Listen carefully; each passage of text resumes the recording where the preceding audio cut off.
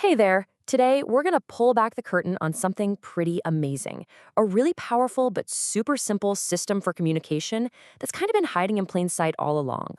No, really, just stop and think about that for a sec. What if you could talk about big, complex ideas, have real, meaningful chats, and just be understood, anywhere in the world, and all of that with a vocabulary that you could probably fit on just a couple of pages?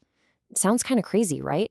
Well, that system actually has a name. It's called Basic English. And let's be clear, this isn't about dumbing down the language at all. It's actually about making it smarter, way more efficient, and just super accessible to everyone. And this is the magic number. 850. That's it. That is the entire core vocabulary.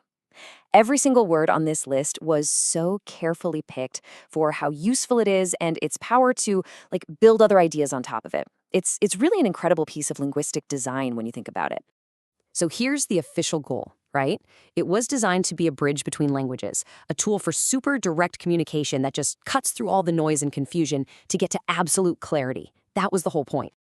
Okay, so probably the best way to really get how genius this system isn't to look at the whole giant list. Instead, let's just zoom way in on one single word. We're going to put the word responsible under the microscope. And our guide for this little deep dive, the Simple English Wiktionary, confirms it for us. Responsible is right there on the Basic English 850 list. So what does that tell us? It tells us this is a totally essential concept for basic communication. All right, let's look at its first meaning. It's basically about cause and effect, It's about who or what made something happen. For example, you could say something like, the company was partly responsible for the success of the original product. See? Simple, direct, totally clear. Okay, but here's where it gets really interesting. The same word can shift to talk about someone's character, about being reliable, making good decisions. So you might say, she will be a good leader because she is very responsible. Think about that. That's two totally different, super important ideas all packed into one single word. And then there's a third key meaning, which is all about accountability, duty. It's about who has to step up and take care of things when they go wrong. The classic example, right? Parents are responsible for their children. It just perfectly captures that idea of looking after something or someone. So, okay, we've seen how one word can have these different but still really clear meanings. But the true power of Basic English is how these core words can be tweaked to do even more work for us. Okay, check this out. From that one core word, the adjective responsible, we can easily make the noun, responsibility, the thing that you have, and then we can make the adverb responsibly, which is how you act. You see? You don't need to learn three totally separate, complicated words. You just learn one root and a super simple rule.